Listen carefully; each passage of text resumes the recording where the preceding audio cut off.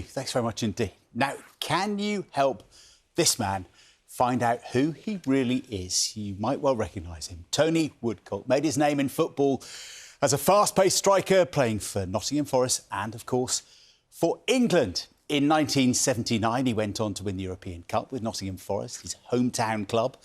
He also represented FC Köln in Germany, signed for Arsenal and played in the 1982 World Cup for England. I had that sticker in my album.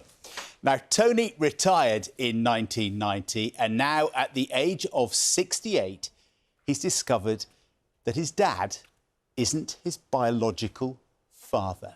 So Tony is searching to find his real dad.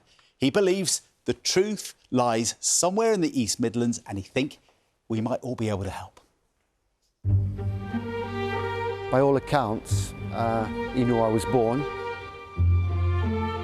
He must have known my surname or what my surname was going to be.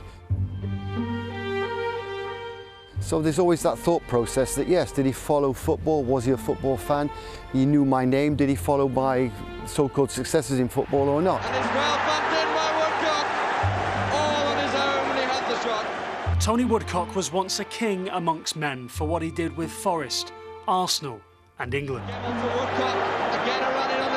Now he's enlisting the help of people who discovered an actual king to help find his long-lost father. Hi, Tori. Oh my goodness, it's so lovely to meet you. I understand face to face. Yeah, good to see you. Good to see you. Come on in. Okay, come.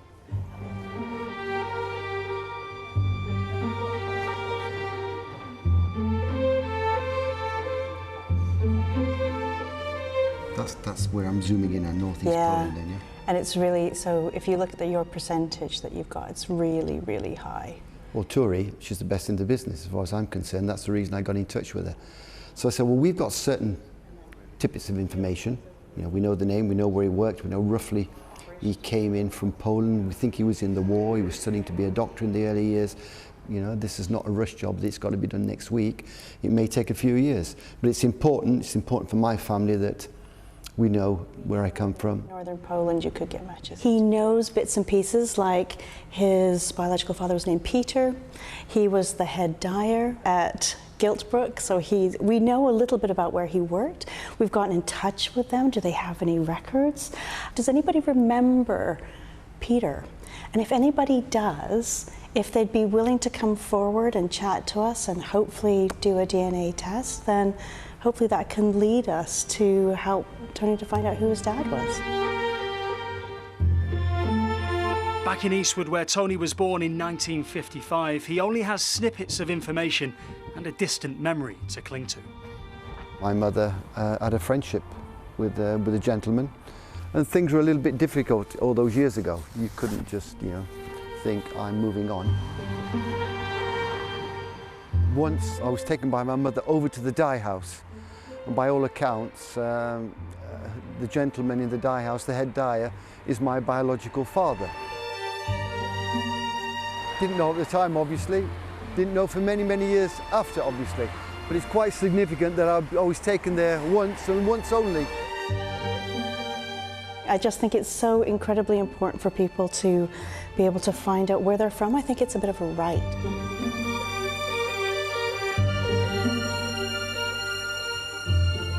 DNA tests have been taken, but I still need the people in the East Midlands, their help.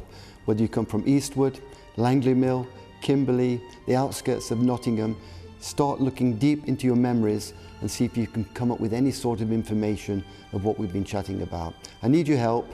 Best of luck. Get in touch with the BBC if anyone's got the slightest piece of information.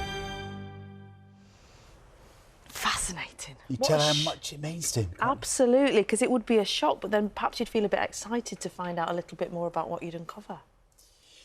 Can you help? You can see how much Tony wants you to help if you're from the East Midlands. If you have any information at all about who Tony's real father could be, that trip to the dye house was interesting, wasn't it? That seems like it was significant. Please do get in touch.